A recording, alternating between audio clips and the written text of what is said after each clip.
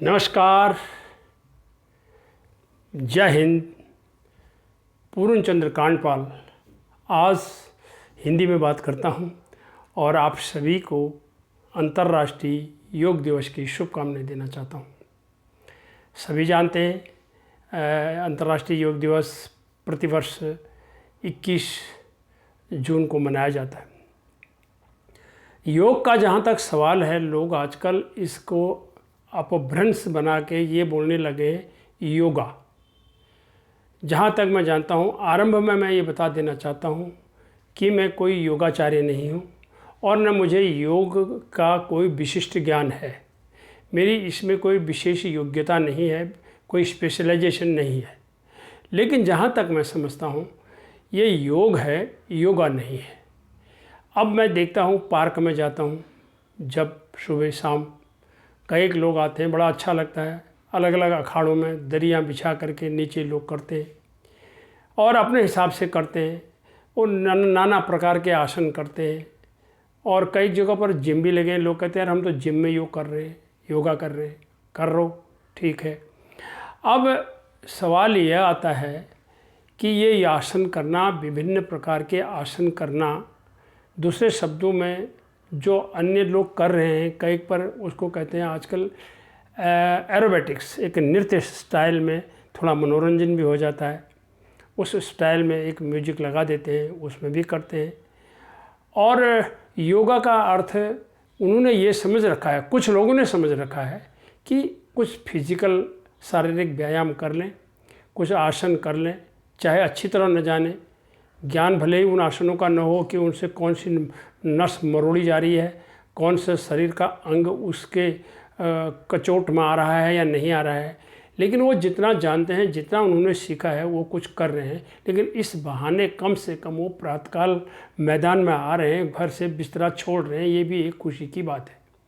तो कुछ लोगों ने सिर्फ इस फिज़िकल एक्सरसाइज को, इस कसरत को या इन नाना प्रकार के आसनों को ही योग समझ लिया है। अब सच्चाई क्या है? ये योगा नहीं है, यानी ये योग नहीं है। योग का अर्थ सीधे शब्दों में हम गणित में देखते हैं, योग का मतलब होता है जोड़। योग का अर्थ है हम अपनी कनेक्टिविटी को, अपने जोड़ को ईश्वर के साथ जोड़ें, ध्यान से जोड़ें, मनन से जोड़ें, चिंतन से जोड़ें और मेडिटेशन से जोड़ें। मेडिटेशन का अर्थ है हिंदी में ध्यान, कि उस समय एक ऐसी एकाग्रता हो, कुछ एक विशेष आसन में व्यक्ति बैठे और एकाग्रता के साथ प्रभु का चिंतन करे, एक विषय पर वो चिंतन करे, संसार की अन्य चीज़ों से वो उस समय के लिए विरक्ति ले ले। हालांकि ये बहुत कठिन होता है। हम थोड़ी देर के लिए अपने घर में पूजा करने के लिए बैठते हैं, सुबह शाम, कोई 2 मिनट, कोई 10 मिनट, कोई और ज़्यादा बैठता होगा। लेकिन उस समय भी यदि मैं देखता हूँ, कई लोगों को मैंने देखा है, उनको उससे कोई मतलब नहीं है कि वो उसको एक काम की तरह देख रहे हैं कि उन्हें सवेरे उठना है, पूजा करनी है अपने आराध्य देवों की, चाहे वो जितने भी उनके मंदिर में हैं, उनको उनकी स्वच्छता, सफाई, कोई नहलाते भी हैं, कोई पूजा पाठ जो भी उनको करते हैं, जैसा जिस सीखा है वो करते हैं। लेकिन उनका चित्त उस समय कहीं और होता है। वो चित्त उनका प्रभु के प्रति एकाग्र नहीं होता, ये सत्य है। एकाग्र होना सबसे बड़ी चीज़ है। तो यहाँ ये कहना चाहूँगा, हमारे ज़मीर का, हमारी आत्मा का, हमारे मन का उस परम पिता परमेश्वर के साथ कनेक्टिविटी जोड़ना ही सच्चाई शब्दों में योग है, जिसको बड़ी शीतलता के साथ आप कर सकते हैं, नियम के साथ कर सकते हैं और समय प्रबंधन के साथ कर सकते हैं और अनुशासन के साथ कर सकते हैं। ये शब्द बहुत योग के लिए ज़रूरी है, नियम, समय प्रबंधन और अनुशासन। जब तक आप शीतलता के साथ, एकाग्रता के साथ ये नहीं करेंगे, वरना इसको हम तो टीपी कहेंगे, यानी टाइम पास कहेंगे, उससे कोई फ़ायदा नहीं होता। कुछ लोग कहते हैं हम अब ये नहीं कर सकते हैं, कई शरीर में समस्याएं हैं, तो उस प्रातःकाल की सैर कर लेते हैं, सायंकालीन सैर कर लेते हैं।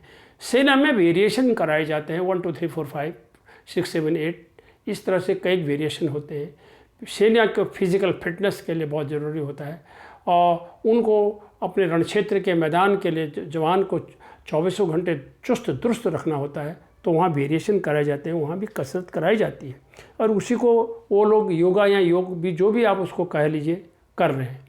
अंतर्राष्ट्रीय योग का अर्थ यही है कि सारे विश्व में इसके प्रति जागृति आज से नहीं, बहुत पहले से होती है।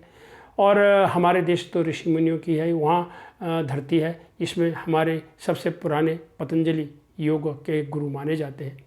तो सूक्ष्म में यही कहूँगा, अपनी कनेक्टिविटी को, अपने को जोड़िए ईश्वर के साथ। क्षितिजल पावक गगन समेरा, जो हमारा ये शरीर है, ये सिर्फ क्षितिजल पावक गगन समेरा इन 5 तत्वों का बना है। एक दिन मनुष्य को जाना होता है, उसको उसी में मिलन होता है। इसीलिए हमें सबसे पहले एक चीज़ सोचनी चाहिए कि हम अपना जुड़ाव ईश्वर के प्रति रखें, उस परम पिता को याद करें। और इसी कारण से हमें धूम्रपान, शराब, नशा और मांसाहार जैसी कई चीज़ों से अपने आप को बचाना भी पड़ेगा। आइए अंतर्राष्ट्रीय योग दिवस की शुभकामनाएं देते हुए आप सभी के स्वस्थ होने की कामना करते हैं। धन्यवाद, नमस्कार।